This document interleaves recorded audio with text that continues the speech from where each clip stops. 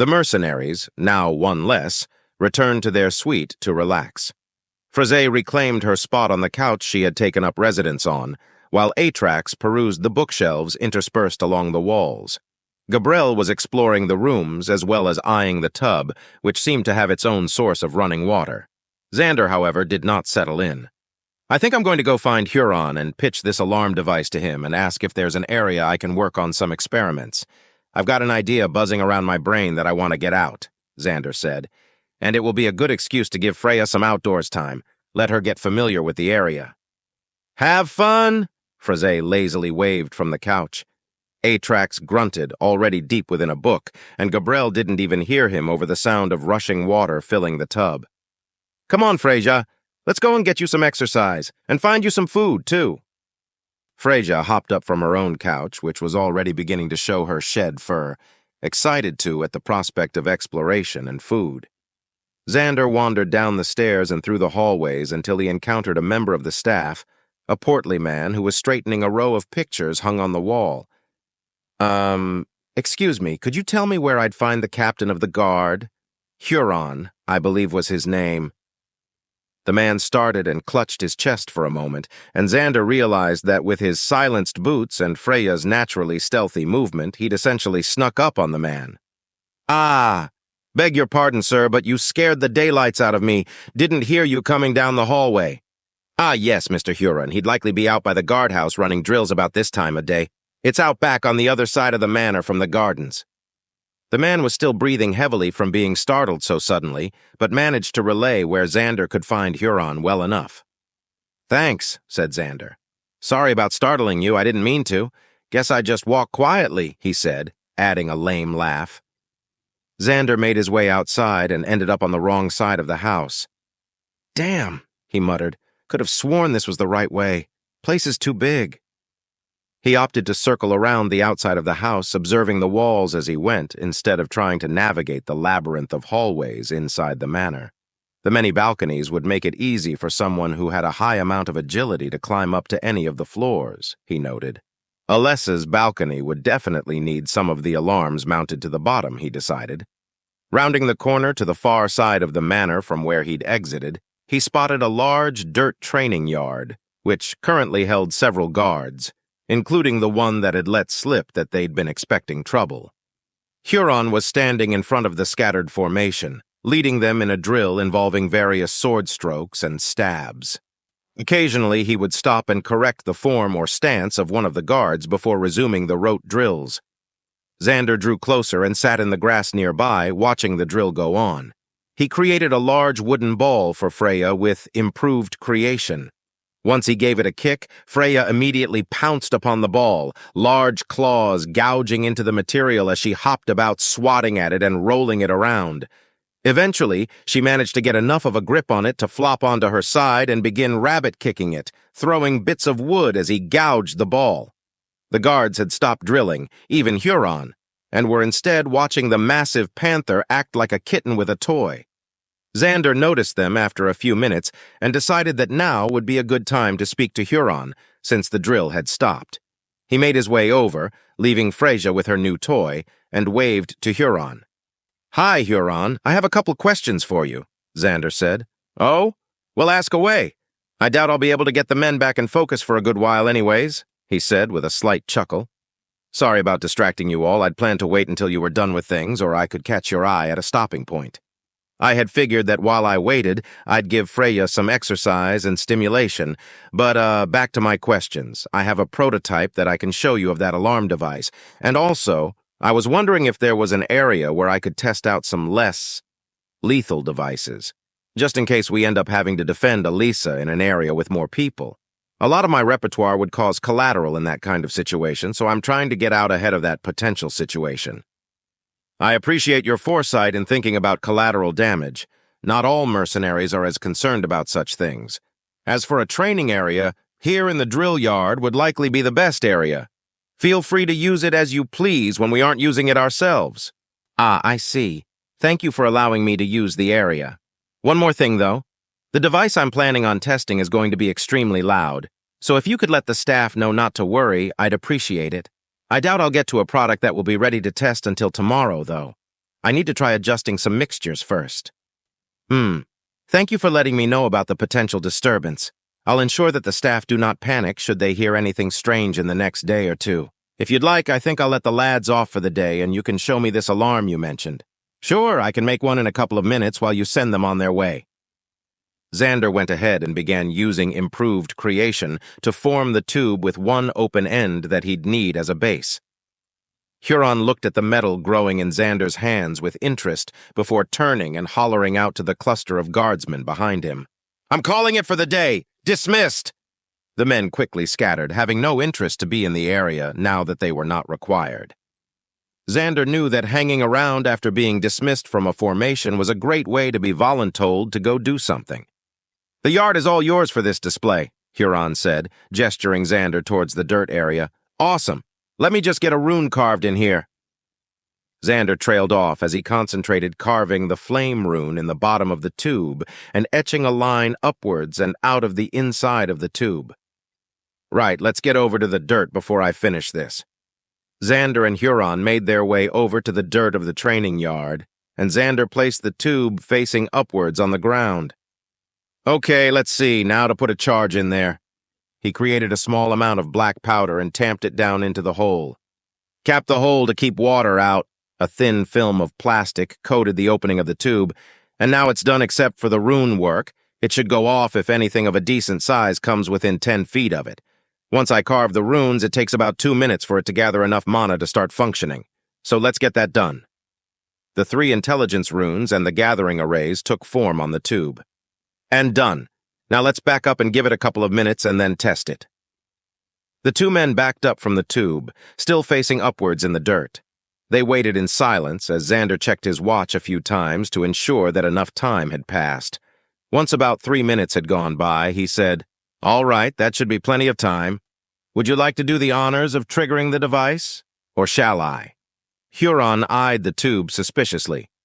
"I believe I shall defer to you in this endeavor." Xander laughed. "That's fair. Here goes nothing." He walked towards the tube.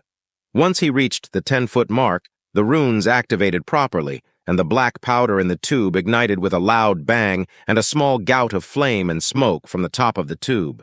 Even knowing it was coming, it still caused him to jump a little. Xander reckoned it was roughly equivalent to a gunshot in loudness, though maybe not as loud as the shotgun had been before he silenced it. He turned back to face Huron. "So what do you think?" "I think it is a very successful alarm device indeed. While I'm not sure I would want these surrounding the entire property, I would very much like to see them installed in certain areas around Lady Alessa's quarters, namely outside her windows and balcony. What would you need to create more of these devices?" "Nothing too complicated. I just need steel, sulfur, charcoal, and saltpeter. An alchemist should have those 3 components, and the steel can be of any grade. It's just a container, really. It could even just be iron. Whatever is easiest for you to acquire. I will see to it that you have these supplies delivered to you tomorrow so that they can be installed. I shall go speak with the steward about it immediately, unless you have more need of me." "No, that should be it. Thanks again for letting me use the yard." "Of course. Good afternoon to you, Xander." Huron made his way to the manor to look for the Vitril, the steward. Looking around the now empty training yard, Xander clapped his hands together. "All right," he said to himself. "Time to get to work." He first created himself a small table and a chair which he could use to sit at and try out different mixtures in small metal bowls he also created. Freya was still batting her wooden ball across the green space nearby, unconcerned by the loud noise her bonded partner had created earlier. Xander created 3 different mixtures of his lead picrate mix, each one heavier on the potassium chlorate, though the amounts of it as well as the amounts of the other components varied in each one. He ignited a small amount of each in their metal bowl, observing the brightness of each mixture as it flashed into a puff of smoke. They all did a decent job, but the one with the most potassium chlorate had created the most light. He continued this process for about an hour, going through different mixtures, some of which lost their ability to ignite properly due to improper ratios, until he settled on one that had produced a large amount of light while also burning very quickly. He was particularly proud of that one, as he had had the idea to introduce magnesium into the powder, giving it an intense light. Materials analyzed. Flash powder. Schematic stored. Flash powder. Xander was quickly losing light after choosing his formula for the flash powder. He shaped the wooden desk and chair he'd created into a simple ball and rolled it out of the training yard, leaving it by some bushes. By that time tomorrow, it would be turning into a pile of dust that would blow away. "Come on, Freya, let's find you some dinner, and then find me some dinner." Xander managed to find another member of the staff, this time a young woman who seemed extremely timid, though he was unsure if her nervousness was because of him or because of Freya. Though judging by the way the woman stared at Freya, he decided it was the cat she was scared of. But he did manage to get directions to the stables from her, and hurried that way as to put some space between the poor woman and Freya. At the stables, they were able to provide Freya with enough fresh meat to satisfy the cat, and Xander opted to have her sleep there in a stall, at least for that night. Having eaten her fill, Freya had no desire to walk all the way back to the manor anyways. Now alone, he made his way into the manor and stopped another servant. This time he managed to neither startle them nor frighten them half to death with a large animal. After a much less stressful interaction for this staff member than their previous two compatriots, Xander found that there was a kitchen area that regularly served food to the staff, who often were unable to stop at traditional mealtimes. He supposed that made sense. It was probably hard to eat lunch at lunchtime if your job was to serve lunch in the first place. Stomach filled, he wandered the hallways until he finally reached the entryway again and climbed the steps up to their room. Considering no one had come to get him while he was working on the flash powder, he judged that his other 4 teammates had decided to give him the graveyard shift, which meant he'd better go take a nap before he had to get to guard duty. Xander entered the suite to find his companions in various states of laxity. Atrax was still reading, Graphus had managed to find some beer, which he was currently drinking, and Gabrielle was mending what looked to be one of her socks. Xander hadn't realized that she had been prepared enough to pack a sewing kit.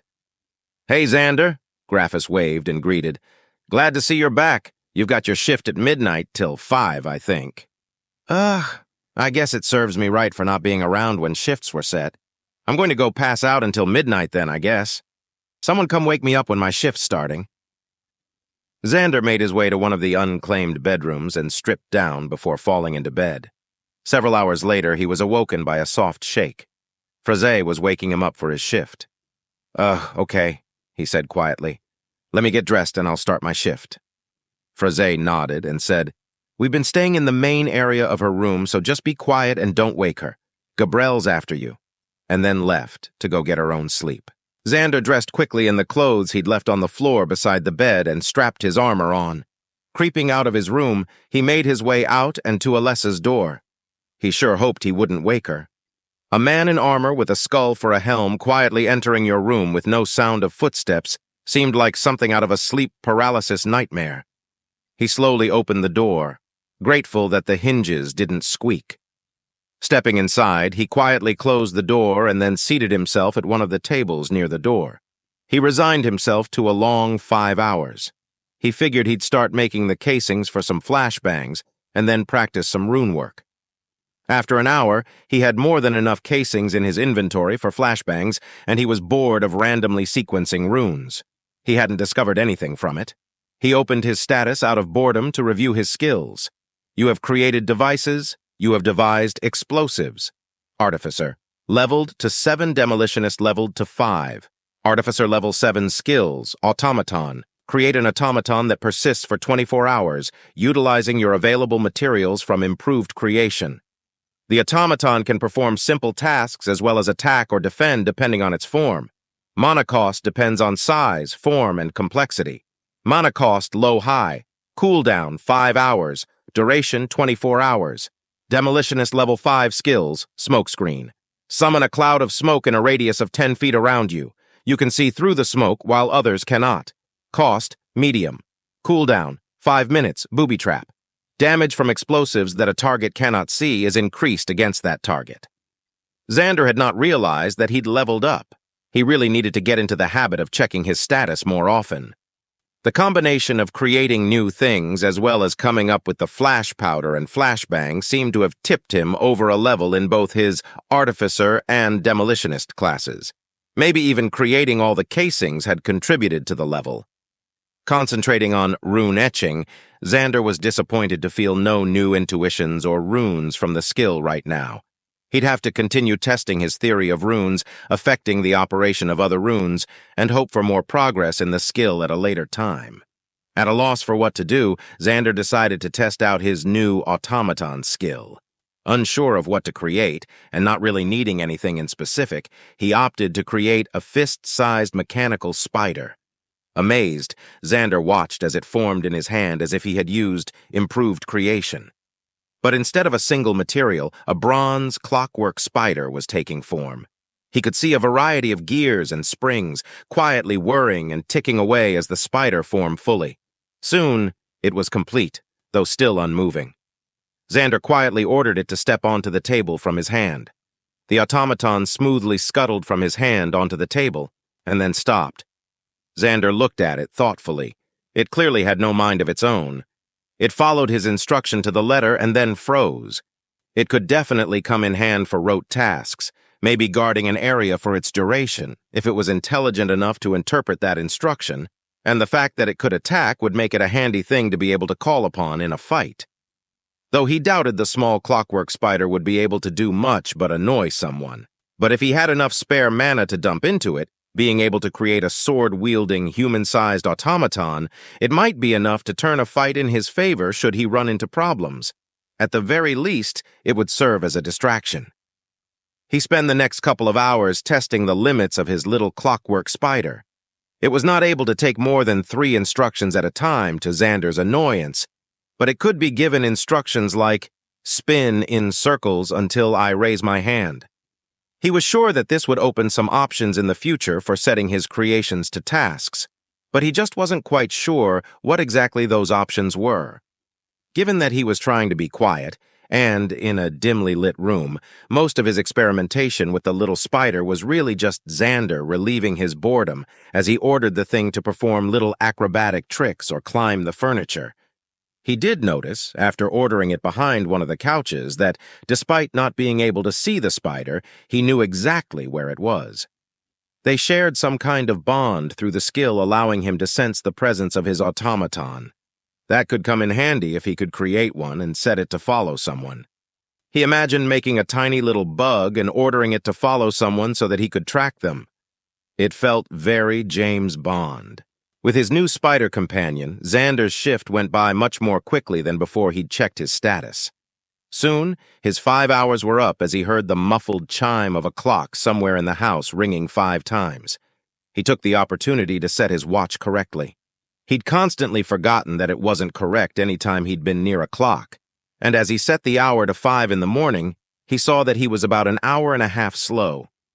Not too bad for eyeballing the sun to get a time, he thought to himself. He made his way out of Alessa's room and back to the suite to wake Gabrielle. She was wrapped tightly in her blankets, though Xander was glad to see from the leg that was sticking out at an angle that she'd opted to wear some small clothes. Waking up someone who slept naked was always an awkward affair.